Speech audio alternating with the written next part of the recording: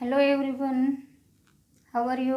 और आज हम करने जा रहे हैं एक नया चैप्टर। अभी मैंने retirement of partner and that को होल्ड पर रख दिया है। होल्ड पर इसलिए रख दिया है कि आगे जब हम जा रहे हैं तो मैंने आपको जैसे कि बोला कि मैं सबसे पहले 4 मार्क्स के क्वेश्चन सॉल्व करवा रही हूँ। 4 मार्क्स जिसमें सबसे जो इजी है उन्हें मैं पहले करवा रही हूँ।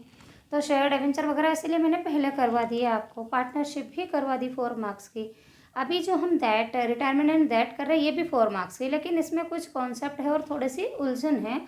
लेकिन एकदम सिंपल जो हमारा चैप्टर आ रहा है फाइनेंशियल स्टेटमेंट, हमारा जो आ रहा है एनालिसिस वो है। और उसमें सिर्फ 4 मेथड है, 2 तो सेम है। हमें 4 प्रोफार्मा याद करने हैं और माइनस करके परसेंटेज निकालना है और 4 मार्क्स हमारे कंप्लीट बिल्कुल ईजी वे में। उसमें सबसे पहले हमारा जो आता है वो क्या आता है, कंपैरेटिव बैलेंस शीट।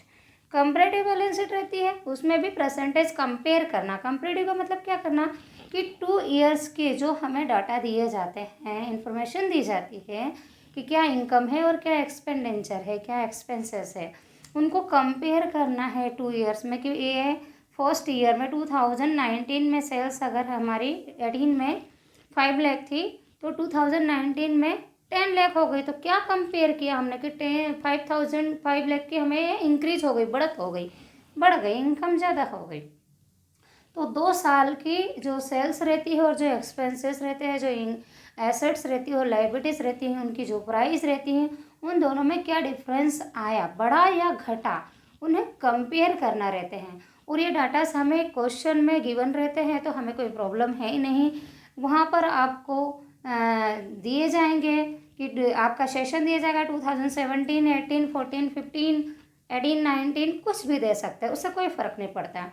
वहाँ हमें प्रीवियस ईयर और करंट ईयर दोनों को ध्यान रखना पड़ता है। फर्स्ट हमें प्रीवियस ईयर लेना पड़ता है और सेकंड हमारा करंट ईयर रहता है। प्रीवियस ईयर मीन्स क्या होता है, अभी क्या आ गया हमारे लिए एट प्रेजेंट, आज की डेट में देखा जाए तो प्रीवियस ईयर क्या है, 2020 जो है वो प्रीवियस ईयर है और 2021 है वो करंट ईयर है। करंट मतलब जो चल रहा है अभी, जिसमें हम जी रहे हैं, जो ईयर चल रहा है वो करंट है। और प्रीवियस जो निकल चुका पिछले लास्ट ईयर को प्रीवियस बोलते हैं। बस उसी से कंपेयर करना रहता है कि पिछले साल और इस साल में क्या डिफरेंस रहा, करंट ईयर में और प्रीवियस ईयर में हमारी जो सेल्स है, जो हमारी इनकम से वो बढ़ी या घटी, हमारे एक्सपेंसेस है वो बढ़े या घटे, उन्हें कंपेयर करना 2 साल के जो इन्फॉर्मेशन रहती है बैलेंस शीट के अकॉर्डिंग और प्रॉफिट एंड लॉस स्टेटमेंट बनाएंगे उसके अकॉर्डिंग, जो हमारी रेवेन्यू वगैरह वो बढ़ी है या घटी है वो कंपेयर करना कंपैरेटिव बैलेंस शीट और comparative statement of profit and loss. मतलब 2 साल का जहाँ कंपैरेटिव आया वहाँ कंपेयर करना है एक दूसरे से, और दोनों के फार्मूले भी सेम है परसेंटेज के। तो सबसे पहले हम कंपैरेटिव बैलेंस शीट को समझेंगे। कंपैरेटिव बैलेंस शीट ऑफ यहाँ पर हमारी आ रही है इसमें, और 2 फिर कॉमन साइज आ जाएगा कंपैरेटिव के बाद में। तो चलिए सबसे पहले हम कंपैरेटिव बैलेंस शीट देख लेते हैं। कंपैरेटिव बैलेंस शीट का जो प्रोफार्मा है, देखिए अभी हमारे पास इतना समय नहीं कि मैं एक एक प्रोफार्मा को भी बोर्ड पर लिख कर बताऊँ। प्रोफार्मा बुक में गिवन है।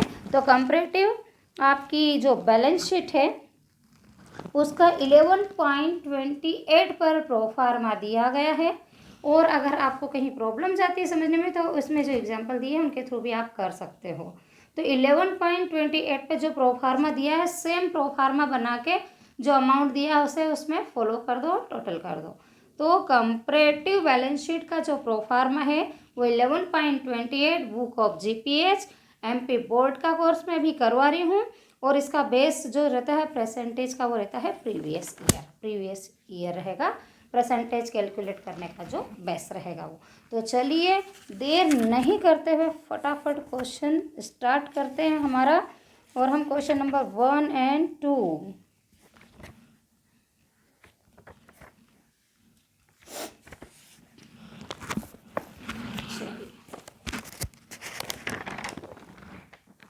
11.88 पेज नंबर है 11.88 पर आपका जो फर्स्ट क्वेश्चन दिया गया है हमारा वो 11.88 पर दिया गया है, क्वेश्चन नंबर फर्स्ट और क्वेश्चन नंबर सेकंड। क्वेश्चन कोई सा भी सोल्व करो, बिल्कुल दोनों सेम है, कोई भी डिफरेंस नहीं है। लेकिन क्वेश्चन नंबर जो फर्स्ट है उसमें क्या है, आइटम्स बहुत कम दिए गए हैं, जो अमाउंट है वो चीज़ें वो बहुत कम दी गई, इसलिए मैं क्वेश्चन नंबर सेकंड करवा रही हूँ। और जैसे क्वेश्चन नंबर सेकंड करेंगे एज इट इज़ सारे क्वेश्चन सॉल्व करने हैं हमें। तो यहाँ पर सबसे पहले हमें प्रोफार्म पढ़ लेना है 11 पॉइंट पर, जो मैंने अभी बताया 28 पर जाकर इसका, और उसके बाद में हमें क्वेश्चन को सॉल्व करना है और उसी सीक्वेंस में उसे जमाना है। तो यहाँ पर जो बैलेंस शीट देती हैं, बैलेंस शीट में एक रहती है लाइबिलिटीज़ और एक साइड होता है असेट्स का साइड। ये 11th में हमने पढ़ा बैलेंस शीट को और समझा। असेट साइड रहती है और लाइबिलिटीज साइड रहती। तो सबसे पहले जब आप बैलेंस शीट में पढ़ेंगे तो इक्विटी यहाँ पर दिया जाएगा आपको। पहला जो पॉइंट है इक्विटी एंड लाइबिलिटीज, इक्विटी और लाइबिलिटीज में कौन कौन सा आइटम्स आते हैं उन्हें हमें सबसे पहले शो करना है। तो यहाँ पर सबसे पहले दिया है शेयर कैपिटल। तो इक्विटी और लाइबिलिटीज में शेयर कैपिटल, तो शेयर ये क्या था, शेयर होल्डर्स फंड के अकॉर्डिंग जाता है। तो हमें इसका फर्स्ट पॉइंट डालना है, यहाँ नंबर 1 डाल के शेयर होल्डर फंड,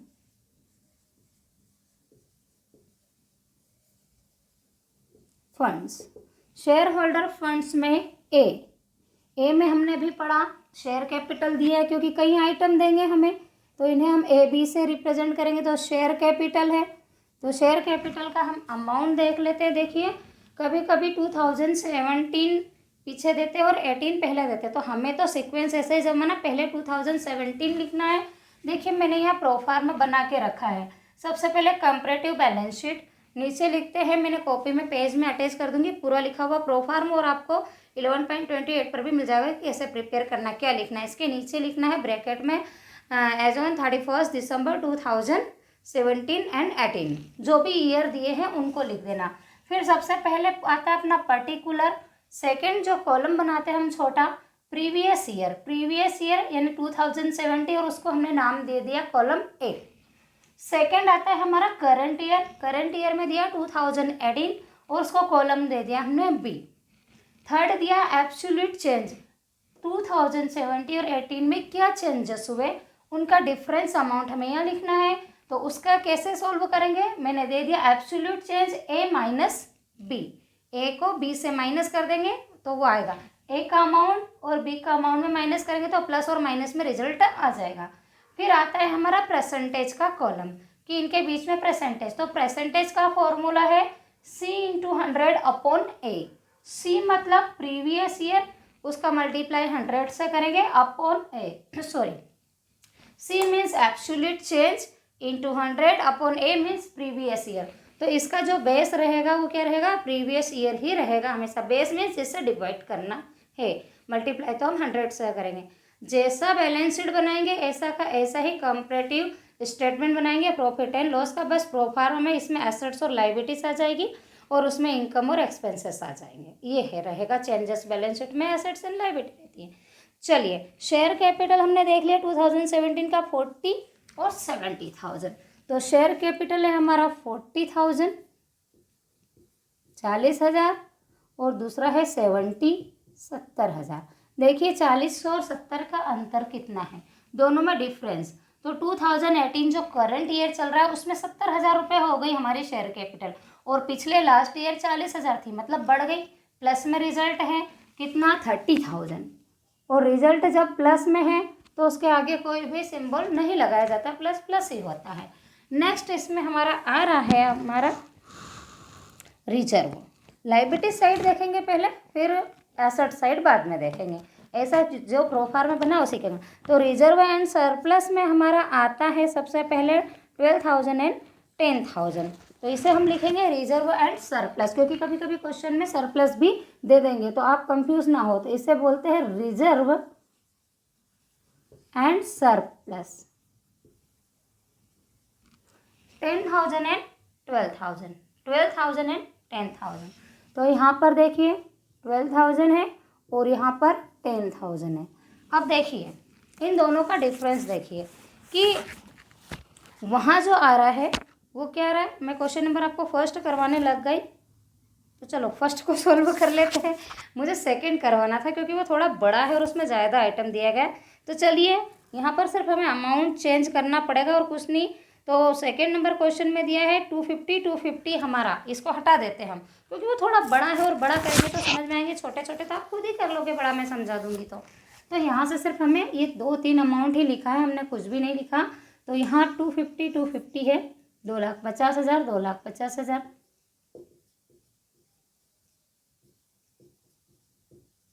तो इन दोनों में कुछ भी चेंजेस नहीं आया। अब दूसरा अपना रिजर्व और सरप्लस इसमें देखा जाए तो देखिए इसमें मिक्स आइटम दिया गया। सबसे पहले दिया इक्विटी शेयर कैपिटल दिया, फिर फिक्स एसेट्स। तो एसेट्स ऑब्वियसली एसेट्स में जाएगी, इसलिए ऐसे करा रही हूँ कि इसमें मिक्स आइटम दिए गए। वहाँ तो सीक्वेंस से दिए गए तो हम फटाक से कर देंगे, यहाँ सीक्वेंस नहीं दिया गया, ऊपर नीचे आगे पीछे दिया गया, इसलिए हमें कैसे जमाना है क्वेश्चन को वो देखना। सेकेंड दे दिया इसने फिक्स एसेट, तो एसेट्स एसेट्स में जाएगी, पहले लाइबिलिटीज़ का काम कर रहे हैं।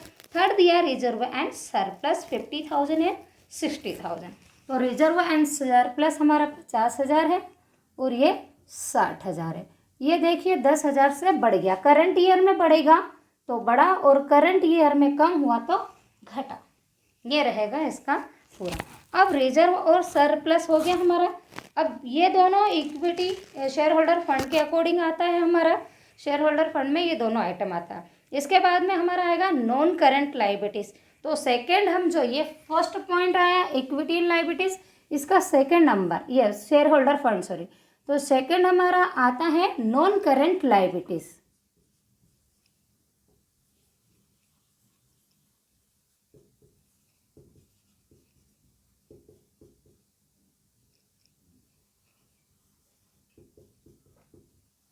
नॉन करेंट लाइबिलिटीज़ के अंतर्गत क्या क्या चीज़ें आती है, इसलिए हमें हमारा जो प्रोफार्मा है वो बहुत अच्छे से याद करना है, क्योंकि यहाँ अप टू पॉइंट दिया।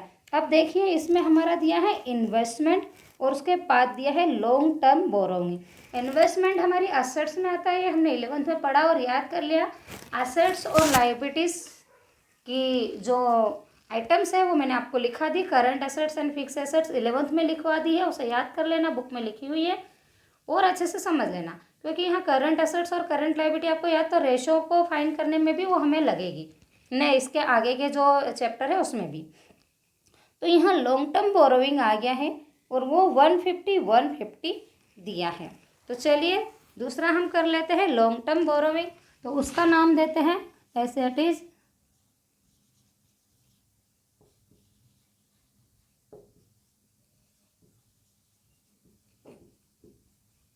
है ना, दीर्घकालीन ऋण। ऋण उधार लिया गया पैसा, लोन डैश डैश। इसमें ये प्रॉब्लम आ रही है कि इसमें आइटम ज़्यादा दिया, लेकिन हमें तो मेन चीज़ ये है कि परसेंटेज कैसे निकालना, एक का याद हो गया तो सारे वैसे ही निकलेंगे, कोई चेंजेस नहीं है। आगे हम इसमें बढ़ते हैं, तो करंट असेट्स है तो असेट्स असेट्स में जाएगी। 7 नंबर पर आता है करंट लाइबिलिटीज़ 50 और 55,000। तो हम यहाँ पर सेकेंड लिखेंगे current liabilities.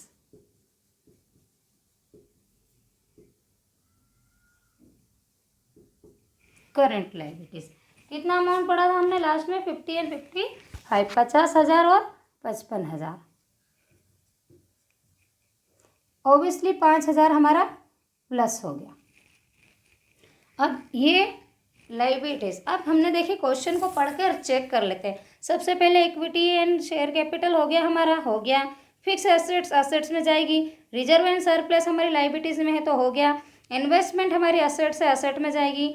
Long term borrowing हमारी लाइबिलिटीज है, दीर्घकालीन ऋण है, लोन है, वैसे हम लाइबिलिटीज में लिखेंगे। फिर करंट असेट्स है तो ये भी असेट्स में जाएगी, एंड इसके आगे करंट लाइबिलिटीज है तो वो लाइबिलिटीज में आएगी।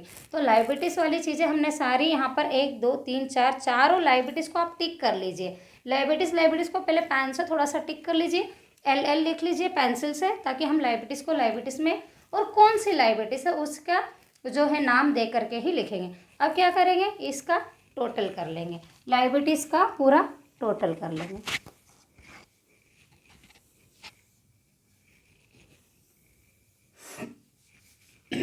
ये 3 लाख, 4 लाख और ये 5 लाख, कितना हो गया इधर का टोटल 5 लाख। कैसे जोड़ा, 2,50,000 पर 50,000 कितना हो गया 3 लाख, ये हो गया 1 लाख 4 लाख, और ये 50-50 एक हो गया, तो ये हो गया 5 लाख। ये हो गए हमारे 5 लाख रुपीज़। इधर 2 50 है, 60 को छोड़ रही हूँ, 2 50 है, उसमें 50 गया तो 3, और ये 4, और 4 और ये 5 लाख। 5 लाख और ऊपर कितना है 15,000, तो 5,15,000 आ रहा है ये हमारा।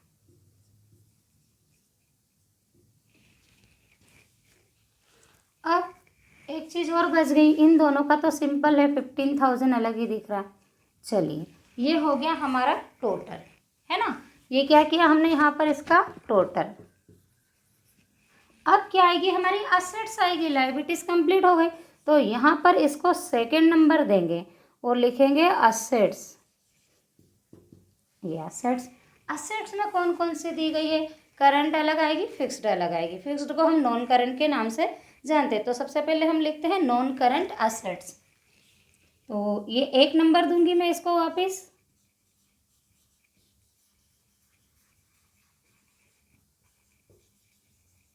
ये non current assets. Non current assets में आपकी क्या आती है, फिक्स्ड असेट्स। ये क्वेश्चन में दी गई सबसे पहले फिक्स्ड असेट 3 लाख और 3,60,000, है ना। तो फर्स्ट इसको ए नाम देंगे, फिक्स्ड।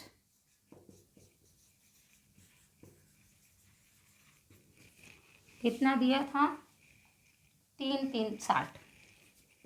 ये 3 लाख एंड 3,60,000। पिछले साल 3 लाख थी, इस साल 3,60,000 हो गई, 60,000 से प्लस हो गई। अब आगे हम चलते हैं, फिक्स्ड असेट्स के बाद में हमें क्या दिया गया है, नॉन करंट इन्वेस्टमेंट, वो भी फिक्स में आता है। तो नॉन करंट हमारा इन्वेस्टमेंट आ रहा है 50,000 50,000, इसको हम बी नाम देंगे और लिखेंगे नॉन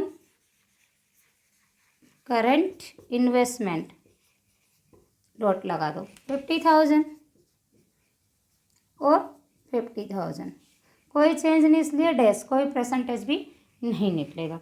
ए बी। अब तीसरा हम जाते हैं, असेट्स में हमारी क्या आती है, लास्ट में तो हम पढ़ लेंगे, हमारी करंट असेट्स आ रही है, तो इसको सेकंड नंबर 2 नंबर दे देंगे और 2 नंबर करंट एसेट। ये नॉन करंट थी और ये करंट है। देखिए यहाँ पर इक्विटी एंड लायबिलिटीज में सबसे पहले शेयर होल्डर फंड आता है, शेयर होल्डर फंड में reserve and surplus and share capital आता है। सेकेंड नंबर में नॉन करेंट लायबिलिटीज, तो नॉन करेंट लायबिलिटीज में क्या आता है, लॉन्ग टर्म बोरो में आता है और करंट लायबिलिटीज आती है। अब हमारी एसेट्स में नॉन करंट एसेट्स आती है, मतलब फिक्स वाली, जो फिक्स रहेगी तो फिक्स रहेगी, और इन्वेस्टमेंट भी फिक्स एसेट्स में आता है। सेकेंड नंबर पर आ गया non current liability assets, sorry, तो सेकेंड नंबर दे दिया ऐसे हमने, और नाम दे दिया करंट एसेट्स। करंट एसेट्स का जो हमारा अमाउंट है वो कितना है, 150 एंड 1,05,000, तो यहाँ 1,50,000 और 1,05,000, कितना अंतर है 45,000 का, ध्यान दीजिए, यहाँ 50 था और यहाँ 5 हो गया, तो ये जो रिजल्ट है ये माइनस में आया, और रिजल्ट जो माइनस में आता है उसे ब्रैकेट लगा दो, ब्रैकेट का मतलब ही होता है माइनस में रिजल्ट आया। 45,000 जो है वो माइनस के, उसके पहले के जितने भी है वो सारे प्लस के हैं। चलो अब हम क्या करते हैं, इसका भी टोटल कर लेते हैं।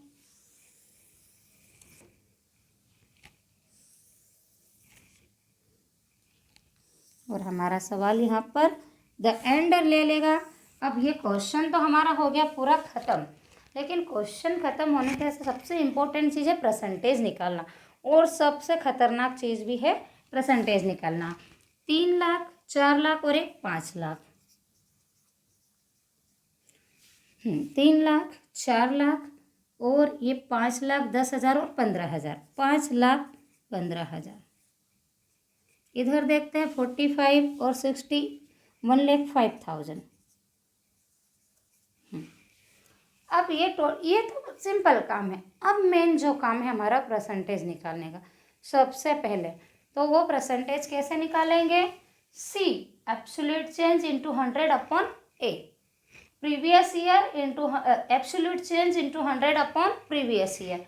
देखो फर्स्ट में तो कुछ भी नहीं दिया गया, सेकेंड में दिया गया है एब्सोल्यूट चेंज कितना, सी में हमारा क्या आ रहा है, ये ए माइनस बी, ये हमारा जो कॉलम है इसका नाम ये ए है, ये बी है और ये सी है और ये डी है। ये A B C D 4 column है हमारे। अब हमारी फार्मूला है यहाँ पर सी इंटू 100 अपॉन, तो सी कितना है 10,000 इंटू 100 अपॉन ए या फिर प्रीवियस ईयर, तो ए कितना दिया इसका 50,000, 50,000। 4 जीरो है, 2 ये गई, 1 और 1 2 ये गई, 5 2 जो 10 और 0 20%, तो इसका परसेंटेज आ गया 20%। अब आप कंपैरेटिव बैलेंस शीट करो या comparative statement of profit and loss करो, परसेंटेज इसी फार्मूले से निकलेगा दोनों का। चलिए, यहाँ 150 कुछ भी नहीं, यहाँ 5,000 का चेंज है, तो इसका निकाल लेते हैं। एब्सोल्यूट चेंज कितना है 5,000 इंटू 100 और इसका ए मतलब कितना है 50,000। 4 जीरो है, 2 ये गए और 2 ये गए, 5 1 जो 5 1 10%, तो इसका परसेंटेज हमारा आ गया 10%। ये निकल गया परसेंटेज, कुछ भी नहीं। सेकंड, अब यहाँ पर आते हैं टोटल का, है ना। तो यहाँ 15,000 का चेंज है, तो हम लिख देंगे चेंज में 15,000 इंटू 100 अपॉन 5 लाख। 1 2 3 4 5 5 0, 2 ये गई 3 ये गई, 5 3 जा 15 मतलब 3%। अब आगे चलते हैं।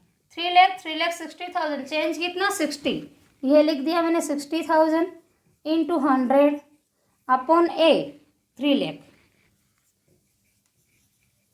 5 जीरो, ये 2 गए, 1 2 3, ये 5 जीरो, 3 2 जो 6 और 0 एज इट इज, तो इसका कितना आ गया 20%, ये 20%।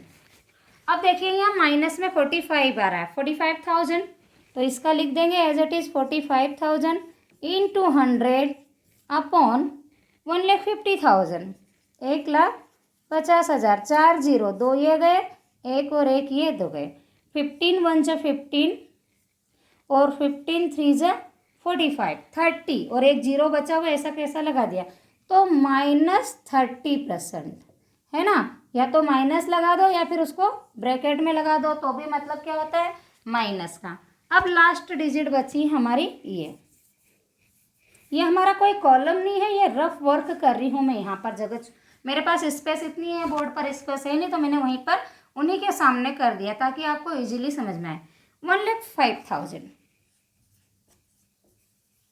इंटू 100 अपॉन कितना है 5 लाख।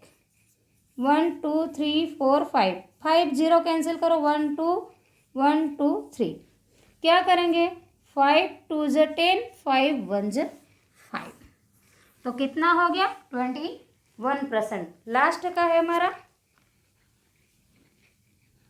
1,05,000, ओके 15,000 है, 1,05,000 मैंने गलत लिख दिया, यहाँ का डिफरेंस ये 15 ओनली 15,000 है, ये 1 गलत लग गया मेरे से, तो यहाँ पर सिर्फ 15, ये 15 जीरो कट गई हमारी, 5 5 3 जो 15, तो ये भी 3% आ गया। आंसर देखा 3% आ रहा मेरा अक्षर है, यहाँ ज़रा सी मिस्टेक हो गई थी। ये आपकी कौन सी हो गई कंपैरेटिव बैलेंस शीट। इसका प्रोफार्मा पेज नंबर बता दिया गया, इसका सॉल्यूशन बता दिया गया। क्वेश्चन नंबर 1 और क्वेश्चन नंबर 2 की पिक अटैच कर देंगे सॉल्यूशन की, और इसको करने की दूसरी कोई मेथड नहीं है, इसी मेथड से होती है और बहुत सिंपल है। इतना सा काम है और 4 नंबर पक्के।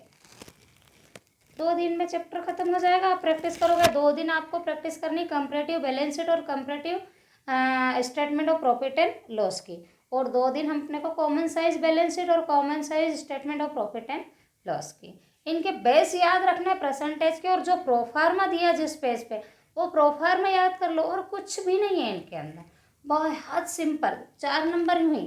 परसेंटेज का विशेष ध्यान रखना।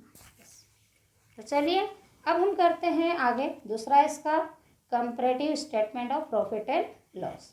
उसका प्रोफार्मा कहाँ दिया गया बता। तो क्वेश्चन नंबर 6 से चालू हो गया हमारा comparative statement of profit and loss.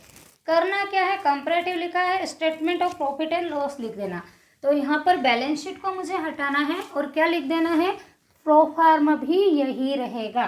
सिर्फ ऊपर नाम चेंज हो जाएगा, name plate. Comparative statement of profit and loss, बस सेम प्रो फार्मा, कोई चेंजेस नहीं। बस यहाँ पर हमने क्या देखा, बैलेंस शीट में जो है वो एसेट्स और लाइबिलिटीज आती है, और प्रॉफिट और लॉस में इनकम और एक्सपेंसेस रहेंगे। हमने 11th में भी तो फाइनल अकाउंट में प्रॉफिट एंड लॉस अकाउंट किया है सेम। अब यहाँ पर सबसे पहले आएगा रेवेन्यू फ्रॉम ऑपरेशन। अब देखिए रेवेन्यू फ्रॉम जो ऑपरेशन है, संचालन से आय, तो वो हमारी इनकम है। तो फर्स्ट जो हमारा दिया रहेगा वो क्या रहेगा, number 1 revenue from operation.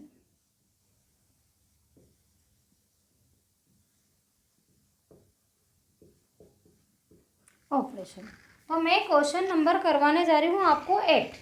First second ये बहुत छोटे छोटे सिंपल है, ये आप कर सकते हैं, इसमें कुछ डिफिकल्ट 8 और 9 करवाऊंगी। यहाँ दिया है 2017 और 18, और ये CBSE दिल्ली में 2003 में पूछा गया सवाल है 8 नंबर। 6 नंबर भी पूछा गया है 2017 में, सारे पूछे गए हैं, और सबको करने की मेथड है कि 2 मिनट में हो जाता है ये सवाल। रेवेन्यू फ्रॉम ऑपरेशन है। अब देखिए 8, ये आपका क्वेश्चन नंबर 8 है, revenue from operation 20 lakh and 16 lakh. तो 20 लाख, 20 लाख एंड 16 लाख, क्या डिफरेंस है, 4 लाख का, लेकिन क्या है माइनस में रिजल्ट है। पिछले साल जो थी हमारी, प्रीवियस ईयर में जो थी वो हमारी क्या थी 20, और अभी क्या है 16, मतलब कम हो गई, सीधी सी बात है। 17 एंड 18 ठीक है, तो रिजल्ट माइनस में, तो ब्रैकेट लगा दो। अब आगे रेवेन्यू फ्रॉम ऑपरेशन हमारी इनकम है, तो इसके अलावा भी कोई इनकम हुई है तो वो इसमें प्लस कर देंगे। तो यहाँ पर इसमें प्लस की जाएगी अदर इनकम।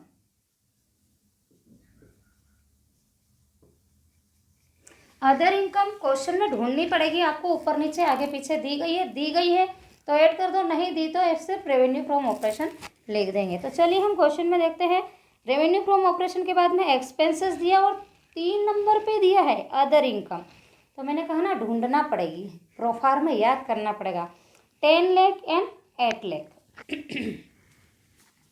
तो यहाँ पर है 10 लाख और यहाँ है 8 लाख, कितना माइनस 2 लाख का डिफरेंस। चलिए इसको मैं ब्रैकेट को हटा देती हूँ यहाँ। नेक्स्ट, अब ये क्या हो गया हमारा टोटल ऑफ रेवेन्यू। अब इनकम हो गई, इसके बाद क्वेश्चन में पढ़ेंगे अदर इनकम एक्सपेंसेस और इनकम टैक्स। तो इनकम टैक्स भी हमारे लिए एक्सपेंसेस ही है। तो चलिए टोटल करते हैं और इसको देंगे टोटल ऑफ रेवेन्यू। टोटल करने के बाद पता है ना, drawing line total of revenue, dot लगा दो। कितना है 30 और 16 इंटू 24 और ये 6, ये क्या हो गई हमारी रेवेन्यू। अब हमें आगे चलना है और टोटल ऑफ रेवेन्यू जो इनकम है उसमें से जो हमारे खर्च है वो घटा देंगे। तो यहाँ पर हम माइनस का सिंबल लगा रहे हैं, ऐसे लेस लिख देते हैं, लेस एक्सपेंसेस। क्या लेस करेंगे हम, एक्सपेंसेस, जो भी खर्च है वो माइनस कर देंगे। तो एक्सपेंसेस में हमें क्या क्या दिया गया है वो देख लो। तो एक्सपेंसेस के नाम से दिए गए 60 एंड 40।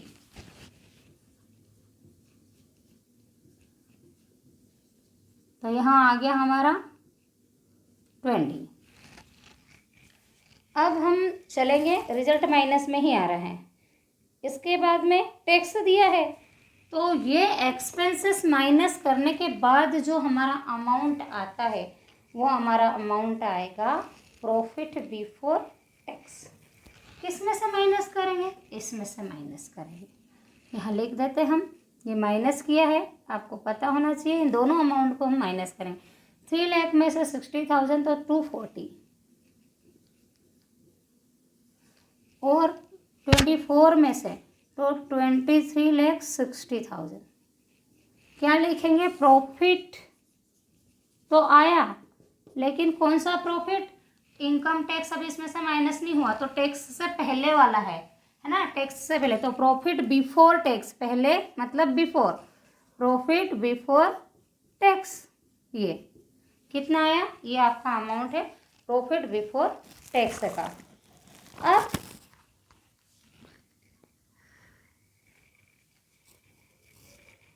Question number 8, 2017 to 18।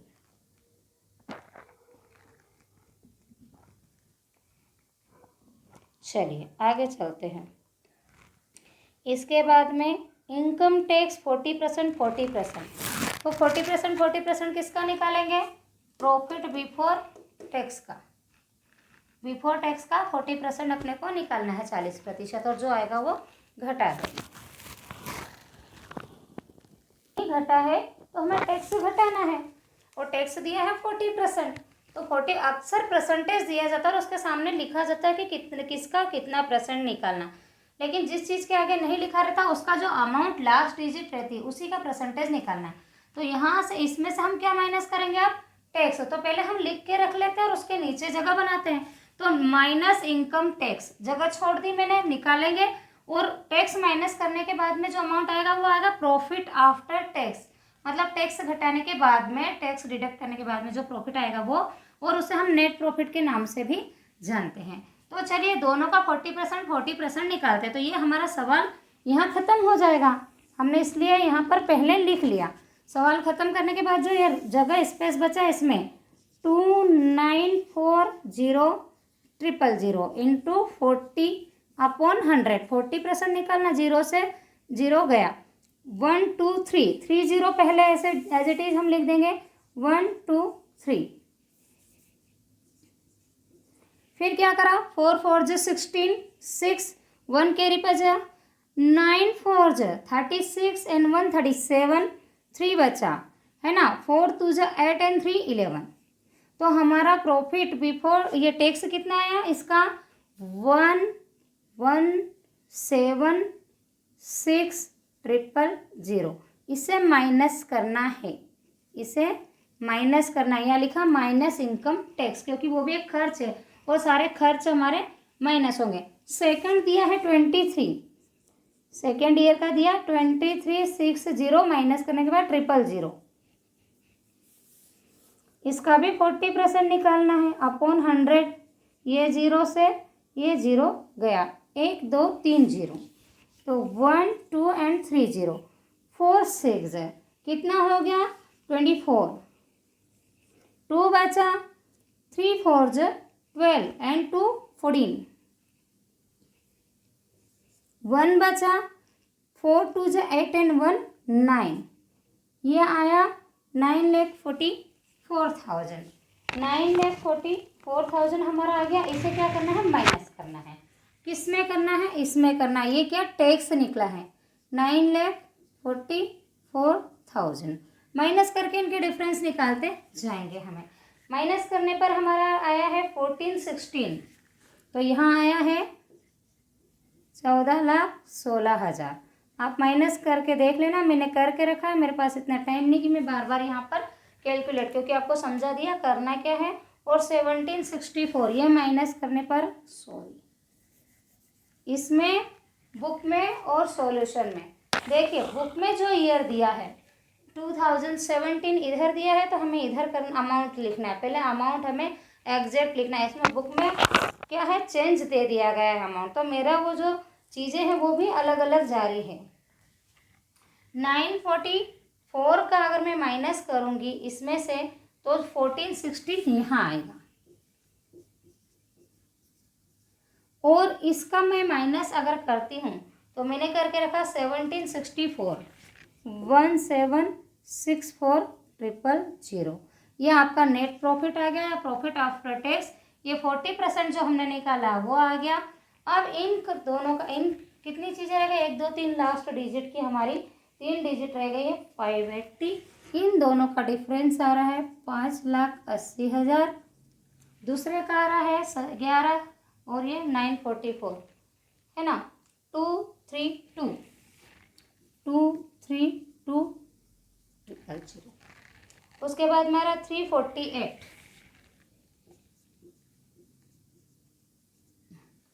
ये हो गया हमारा डिफरेंस। अब क्या करना है हमें, वैसे के वैसे ही परसेंटेज निकालना। तो मैं एक दो का बता देती हूँ, मैंने उसमें बता दिया है।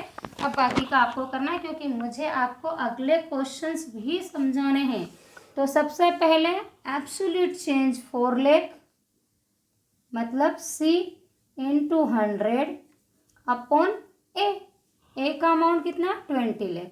देखिए इस क्वेश्चन में मिस्टेक है।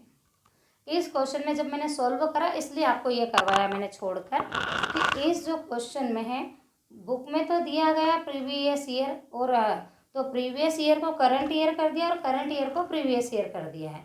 तो ये जो रिजल्ट है ये सारे प्लस के ही रहेंगे। ये जो 2017 है ये 18 है, और जो 18 है ये 17 है। अकॉर्डिंग टू बुक में जो आंसर दिया उसके अकॉर्डिंग मैंने इसमें काफ़ी देर तक माथापच्ची की इस क्वेश्चन में, तो प्रीवियस ईयर से वो आंसर आ ही नहीं रहे थे। फिर जब मैंने इनको आपस में चेंज किया तो वो जो प्रिंट है वो मिस्टेक प्रिंट कर दी, जो 17 था उसको 18 कर दिया, 18 था 17 कर दिया। अब उसके अकॉर्डिंग सॉल्व किया गया। तो यहाँ पर अपने को चेंजेस क्या करना है, इसको 18 और ये 17, तो हमारा ए क्या आ जाएगा, ये आ जाएगा, और ये आ जाएगा बी। सी में कोई फर्क नहीं है। इसको मैं बताना भूल गई कि इसमें जो जिनकी पुराना एडिशन है उसमें तो ये, और जिनका नया एडिशन में भी अगर ऐसा दिया है कि पहले 2017 और 18 दिया है तो एक्सचेंज कर दिया, जो 20,000 का अमाउंट है वो हमारा करंट ईयर का है, मतलब 2018 का। तो आप भी अपनी अपनी बुक में इसे सही कर लेना, ये गलत मिसप्रिंट हुआ था इसलिए इस क्वेश्चन को पहले मैंने उठाया। तो चलिए हमारा F4 लग, और हमारा ए कितना है 16, ये 50, ये 30।